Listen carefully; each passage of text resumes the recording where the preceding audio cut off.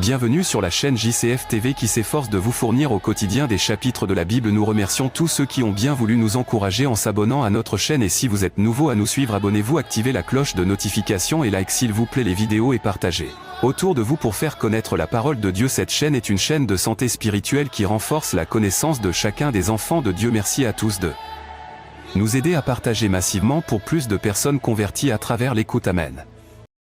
Josué, chapitre 11.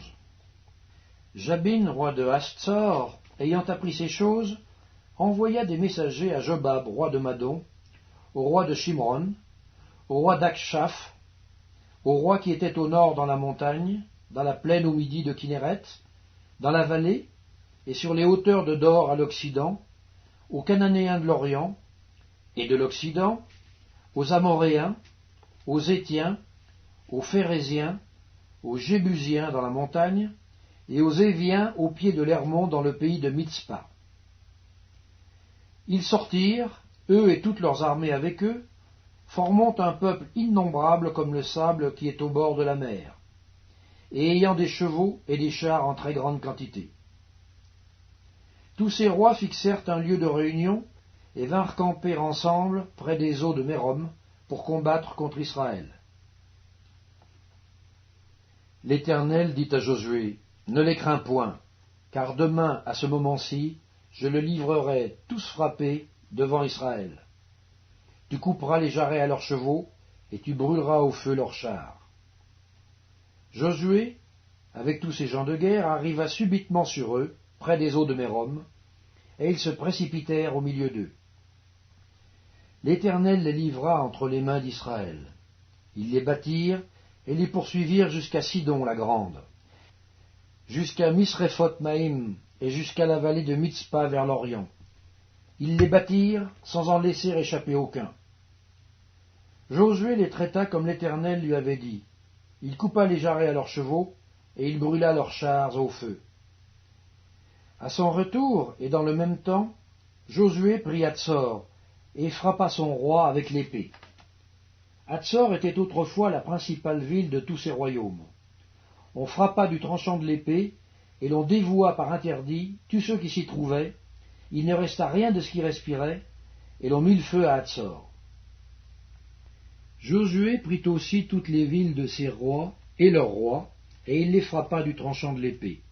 Il les dévoua par interdit, comme l'avait ordonné Moïse, serviteur de l'Éternel.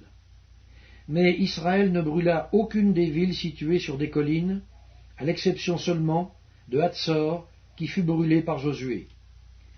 Les enfants d'Israël gardèrent pour eux tout le butin de ces villes et le bétail. Mais ils frappèrent du tranchant de l'épée tous les hommes, jusqu'à ce qu'ils les eussent détruits, sans rien laisser de ce qui respirait. Josué exécuta les ordres de l'Éternel à Moïse, son serviteur, et de Moïse à Josué. Il ne négligea rien de tout ce que l'Éternel avait ordonné à Moïse.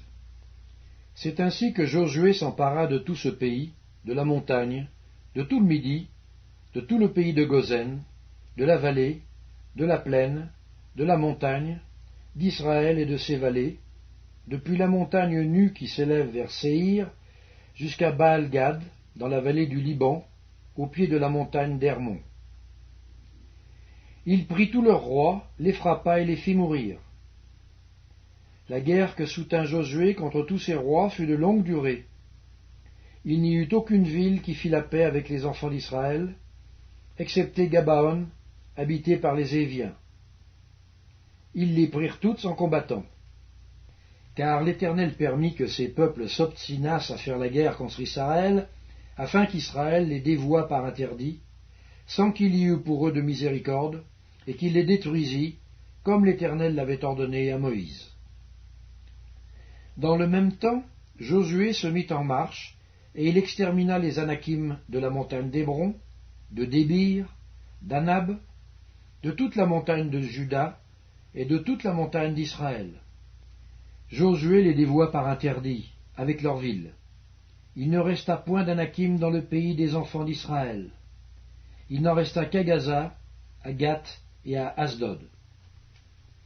Josué s'empara donc de tout le pays, selon tout ce que l'Éternel avait dit à Moïse. Et Josué le donna en héritage à Israël, à chacun sa portion, d'après leurs tribus. Puis le pays fut en repos et sans guerre.